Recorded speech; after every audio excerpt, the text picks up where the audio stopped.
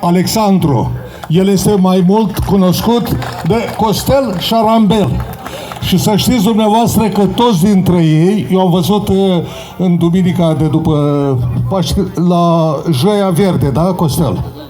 Când domnul primar al Comunei Ivănești i-a felicitat pe toți, au avut o petrecere frumoasă acolo la Valea Mare, petrecere excepțională, și a felicitat și pe fiecare membru al fanfarei și dintre cei bătrâni care nu mai pot sufla în instrumentele astea specifice muzicii de fanfare, pe toți i-a felicitat și i-a onorat așa cum se cuvine și la toți le-a zis după porecle.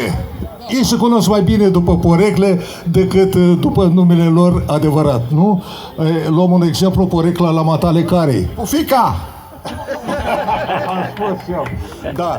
Și pentru că la Ivănești, în județul Vaslui, este o activitate culturală artistică formidabil de faină și bine organizată, sub conducerea primarului Vasile Novac.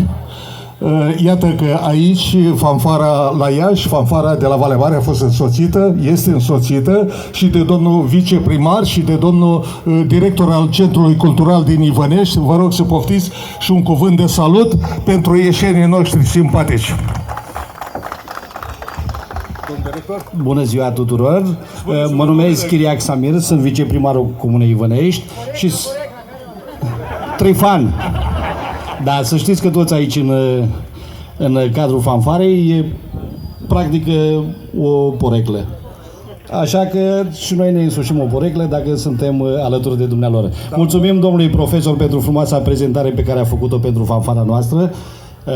Vreau să vă mai amintesc dumneavoastră, pentru cei care nu știți, că fanfara noastră este laureată la multe festivaluri internaționale, printre care aș număra Dijon din Franța, unde 2 ani consecutiv au luat premiul întâi.